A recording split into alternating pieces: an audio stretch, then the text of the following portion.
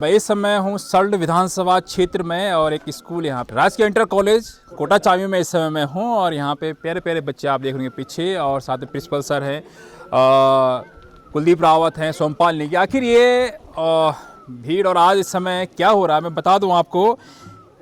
काफ़ी समय पहले यहाँ पे सोमपाल नेगी लगातार आप देख रहे होंगे वीडियो में लगातार आपने देखा सोसाइटी पे गणित की मांग को लेकर मुखर थे और आज वो सफलता पाई है। जी हाँ, किस तरह से कितना समय लगा और यहाँ के जितने भी कर्मचारी हैं उनका भी बड़ा प्रयास रहा, तो बात करेंगे। शुरुआत करेंगे कुलदीप राव जी आपसे। आप आज यहाँ पे पहुँचे और लगातार मैंने पहले भी आपकी वीडियो देखी जिस सोसाइटी पे जहाँ पे आपने बच्चों के साथ बात करते हुए देखा। कई बच्चे भावुक भी थे कि हमें साइंटिस्ट बनना हो, हमें आईटी इंजीनियरिंग में जाना हो, लेकिन सबसे बड़ी दिक्कत यहाँ पे गणित की है। आप उनसे बात भी कर रहे थे, कुछ बच्चे रो भी रहे थे, आंसू भी उनके झलक रहे थे और उसके बाद आपने ठान लिया। तो कैसे जर्नी रही और क्या क्या रहा, समस्या क्या क्या आई? देखिए, इस स्कूल में लगभग मैंने जो सुना 42 साल से यहाँ पे गणित का विषय नहीं था। ये बड़ा दुर्भाग्य था और बच्चे पढ़ना चाह रहे थे, बच्चे इंजीनियर बनना चाह रहे थे, साइंटिस्ट बनना चाह रहे थे, लेकिन उन्हें गणित का विषय ना मिल पाने के कारण वो यहाँ से प्लान करके या तो रामनगर चले जाते थे या अन्य स्थानों पे पढ़ने के लिए जाते, लेकिन अपने क्षेत्र में नहीं मिल पा रहा था। तो यहाँ के अभिभावकों ने प्रिंसिपल सर को बताई ये बात, प्रिंसिपल सर ने सोमपाल नेगी जी को बताई, सोमपाल नेगी जी ने मुझे बताई। हमने कहा चलो मुद्दे को उठाते हैं।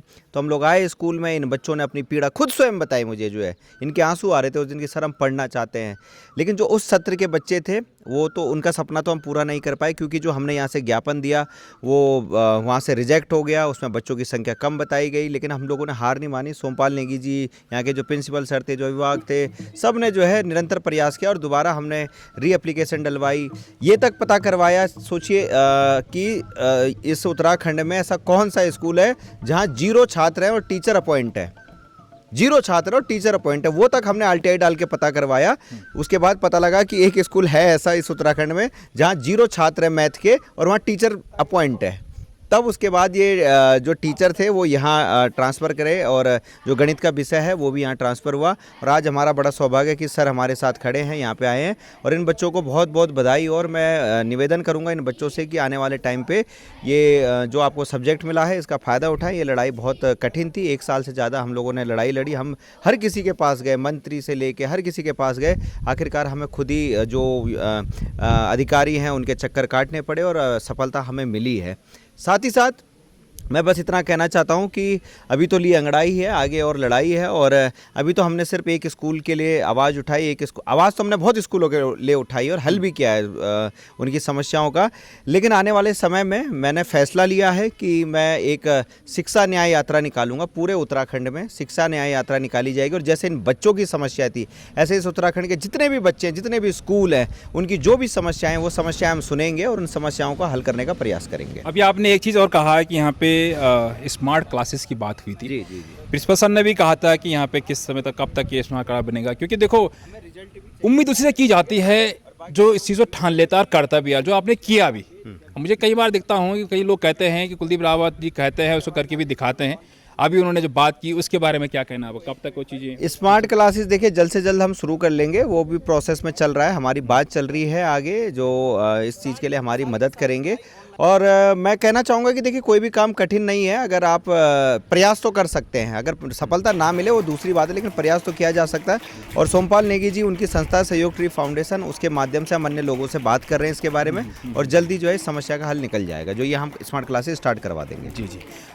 यहाँ के प्रिंसिपल सर हैं और सर आज सोमपाल नेगी और कुलदीप रावत और अन्य सभी लोग यहाँ पे पहुँचे, जिनके प्रयासों से लगातार हम देख रहे हैं कि यहाँ पे जो हल निकला है वो गणित का विषय यहाँ पे बन चुका अब और टीचर भी अपॉइंट हो चुका है। क्या कहेंगे इस बारे में? नहीं, ये बहुत अच्छी खुशी की बात है क्षेत्र के लिए, यहाँ के स्कूल के लिए, और होना भी चाहिए, क्योंकि बच्चों का अधिकार है कि प्रत्येक विषय को समझना, प्रत्येक विषय की पढ़ाई करना। तो चूँकि जब यहाँ पर मैंने भी देखा है, सुना है कि लगभग पिछले 42 ईयर से यहाँ पर जो है मैथ का सब्जेक्ट यहाँ पर नहीं था। तो श्री सोमपाल सिंह नेगी जी के द्वारा, श्री कुलदीप सिंह रावत जी के द्वारा, इनके द्वारा मेहनत की गई, इनके द्वारा प्रयास किया गया, प्रशासन के द्वारा, शासन के द्वारा, और इस पद को यहाँ पर सर्जित कराया गया। और इस पद के सर्जित होने के बाद यहाँ पर ट्रांसफर द्वारा मैं इस पद पर यहाँ पर मैंने ज्वाइन किया है। तो निश्चित रूप से यहाँ के बच्चों को बहुत फ़ायदा मिलेगा इसको। और मैं अपनी तरफ से भी जो है पूरे विद्यालय परिवार की तरफ से दोनों लोगों को जो है इसके लिए मैं बहुत बहुत बधाइयाँ और शुभकामनाएं देना चाहता हूँ। बात करेंगे सोमपाल नेगी जी और इसी क्षेत्र से आते हैं और लगातार चाहे हम पुल की बात करें उस पर भी डिस्कस कई बार हुआ था उनसे और आखिर पुल भी बना। फिर उसके बाद मैथ क्लासेस की बात हो रही थी तो लगातार आप मुखर थे और लगातार आपके पास एक फाइल हुआ करती थी और लगातार आप घूमते रहते थे। कितना समय लगा और कितनी कठिनाई आई आपको? देखो, सबसे पहले धन्यवाद संजीव भाई कि आप गढ़वाल से कुमाऊं में शिफ्ट हो गए। आज कुमाऊं में भी आप पत्रकारिता कर रहे हैं, उसके लिए धन्यवाद। इसमें लगभग 1.5 से 2 साल लगे और पूरा जो मुख्य शिक्षा अधिकारी, खंड शिक्षा अधिकारी, बीओ और सीओ और सचिव और फाइनेंस सचिव तक हम पहुँचे। और आपको पता है कि किसी काम पे आप शिद्दत से लग जाओ तो एक बार ऊपर वाले ही बोलता है कि भाई इसको आप देना ही पड़ेगा। तो वो चीज़ें आज हमें मिल गई। मुझे दुख इस बात का था कि पिछले 42 सालों से यहाँ पे मैथ सब्जेक्ट नहीं था और कोई यहाँ पे आवाज़ नहीं उठाया। मेरे पास एक हमारे बुरागोड़ ग्राम सभा से सीमा मेंदोलिया आता है। वो 10वीं के बाद उसको मतलब साइंस से पढ़नी होती है, मैथ सब्जेक्ट लेना होता है, लेकिन वो यहाँ से ड्रॉप आउट कर देता है और 11वीं 12वीं में बाहर तो जा नहीं सकता क्योंकि माता पिता गाँव में रहते थे, खर्चा बहुत है। तो उसने क्या किया कि सरल महादेव से ITI करी सिविल से। उसके बाद उसने किया पॉलिटेक्निकल किया। तो ITI होती है 2 साल की और उसके बाद पॉलिटेक्निकल होती है 3 साल की। तो उसको डायरेक्ट एंट्री मिलती है तो पॉलिटेक्निकल फिर 2-3 साल के बजाय 2 साल का हो जाता है। तो 2 साल ITI, 2 साल पॉलिटेक्निकल, 4 साल हो गए। उसके बाद उसने बीटेक करा। अब सोचो ना, तो बीटेक करने के लिए गया तो मतलब बीटेक में भी उसको 3 साल लगे। 4 साल की बीटेक 3 साल की हो जाती है जब डायरेक्ट एंट्री। तो कुल मिला के जो बीटेक 4 साल का होता था उसको 7 साल लगे। तो उस बच्चे का दर्द देखो। और उसके बाद उस बंदे ने हार नहीं मारी। उसने इस बार क्या हुआ कि उसने राजस्व विभाग का पेपर निकाला और आज रुद्रपुर में क्या बोलते हैं राजस्व विभाग में ऑफिसर बनकर बैठा हुआ है। और इसी विद्यालय से 4-5 साल पहले या 6 साल पहले इस विद्यालय से पास आउट है, 10th पास। यहाँ पे बच्चे भी बड़े, उससे मैथ से अभी मैं सर से बात कर रहा था तो कह रहे थे बच्चे भी संख्या बढ़ रही है धीरे धीरे, है ना। मेरी बात हुई थी यहाँ के विधायक, सल्ट विधानसभा क्षेत्र के विधायक जी से। आपने खुद कहा था कि एक बार जरा कॉल करना उनको और पूछना कि आखिर ये चीज़ें क्यों नहीं हो रही। मेरी खुद बात हुई उनसे, उन्होंने कहा प्रयासरत हैं। आखिर नेता कब तक प्रयासरत रहेंगे? 25 साल हो चुके इस देवभूमि उत्तराखंड को बने हुए। आपने 2 साल में वो चीज़ कर दिखाया। आपने भी बात की होगी विधायक जी से, विधायक जी ने क्या कहा आपको? मैंने कई बार 8 से 10 बार। तो उन्होंने कहा कि हमारा काम सिर्फ ये होता है कि हम लेटरबाजी भेज देते हैं, बाकी वो शासन का काम है। जबकि मैंने कितनी बार जब गैर सैंड में भी वो लगा था, क्या बोलते, सत्र लगा था, तो विधायक जी वहाँ पे गए थे तो उन्होंने फोटो डाले थे सोशल मीडिया से। मैंने फ़ोन किया था तो उन्होंने बोला भी मतलब मैं बात कर रहा हूँ कि कई बार वो मंत्री जी से मिले, लेकिन अब वो वही जाने। अब यही दिक्कतें आती हैं साथियों। इस समय मैं कोटा चांबी राजकीय इंटर कॉलेज में हूं और यहाँ पे बच्चे जो है इस समय बड़े खुश हैं दिखने को मिले कि, और क्योंकि मैथ का इस समय सब्जेक्ट अब यहाँ पे आ चुका है। और स्कूल की जो मैं हालत देख रहा हूँ इस समय, धन्यवाद सुमपाल भाई आपका। स्कूल की हालत, थोड़ा आप इधर आएगा कैमरे को, स्कूल की हालत देखिए थोड़ा, इसमें डेंटिंग पेंटिंग की। लेकिन आपको पता है कि फंड की बड़ी समस्या है क्षेत्र में, यानी कि देवभूमि उत्तराखंड के पहाड़ी क्षेत्रों में। लगातार मैं भी चिल्लाता रहता हूँ लेकिन असर बड़ा मुश्किल से पड़ता है। लेकिन समय है और समय बताएगा कि आखिर इनको क्या करना चाहिए। शिक्षा अगर सही हो, शिक्षा के केंद्र सही हो, तो मुझे लगता है आने वाले समय में बिल्कुल कुछ बदलने की यहाँ पे हम लोग बदलते हुए देखेंगे। तो साथियों, कोटा चांबी स्कूल है राजकीय इंटर कॉलेज, और बच्चे 12th के बच्चे, क्योंकि अब सब्जेक्ट 11th में लेना पड़ता है मैथ, लेकिन यहाँ पे बायो का आपका है, बायो ले रखा है इन्होंने, क्योंकि ये भी चाह रहे होंगे यार मैथ लेते तो कितना अच्छा था, लेकिन उस सब सब्जेक्ट नहीं आया था। लेकिन काफ़ी प्रयासों के बाद अब सब्जेक्ट आया है। इनमें देखते खुशी, क्योंकि आने वाले इनके भाई जो आएंगे ये मैथ लेंगे यहाँ पे। इनसे बात करते हैं, भुल्ली से बात करते हैं। नाम क्या है बेटा आपका? प्रीति। 12th क्लास आपकी। कैसा लग रहा है मैथ आके आने वाले बच्चों के लिए? अच्छा लग रहा है। अच्छा लग रहा है। अगर मैथ होता तो आप भी शायद मैथ लेते? इच्छा थी मैथ की? 10th में आपकी मैथ थी? जी। मैं सबकी मैथ नहीं हुई 10th में ना, है ना। अरे इच्छा भी रही होगी क्या हमें मैथ लें, लेकिन चलो कोई नहीं, आप नहीं, लेकिन आपके जो भाई हैं वो आएंगे। क्या नाम है बेटा? खुशी। खुशी मिल रही है, खुशी है, मैथ आ चुका जी। अच्छा लग रहा है कि चलो हमारे भाई आएंगे तो मैथ पढ़ेंगे, नहीं? हाँ जी। है ना। आपका नाम क्या है बेटा? सिया। सिया। मतलब सब बच्चों को ठीक लग रहा है ना। एक तरह से किसके पास, लड़कों के पास जाता हूँ, क्या बोलते हैं ये लोग। हाँ जी, कैसा लग रहा है? बहुत अच्छा लग रहा है। बहुत अच्छा लग रहा है। शायद आपका इंटरव्यू देखा था मैंने एक बार। हाँ देखा था। इधर से आएगा आप ना, आप हमारा है ना।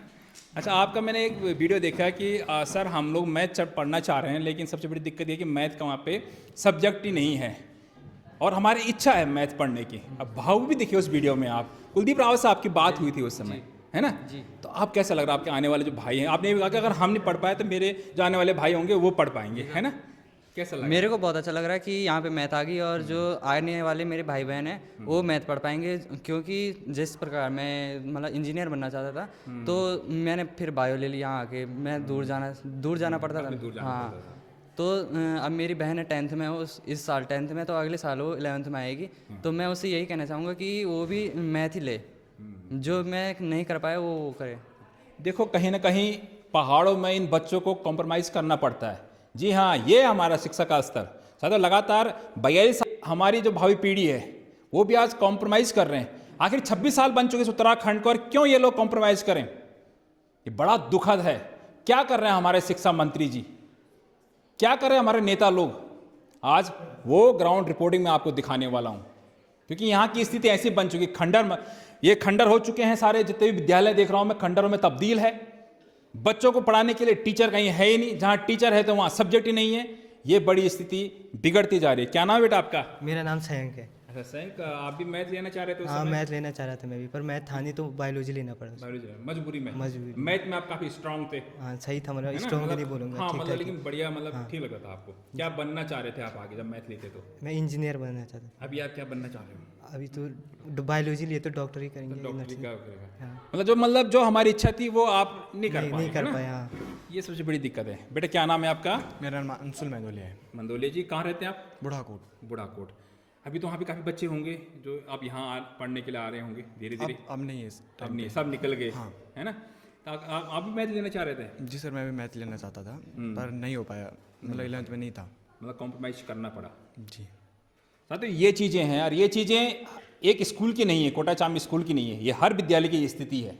लगातार इस पर हम लोग रिपोर्ट करते रहते हैं कि यार कम से कम उनके कानों में यह आवाज़ पहुँचे, लेकिन पता नहीं क्या रुई डाल के बैठे हुए हैं सारे नेता, और सुनने के लिए इन बच्चों का भविष्य खराब करने में तुले हुए हैं।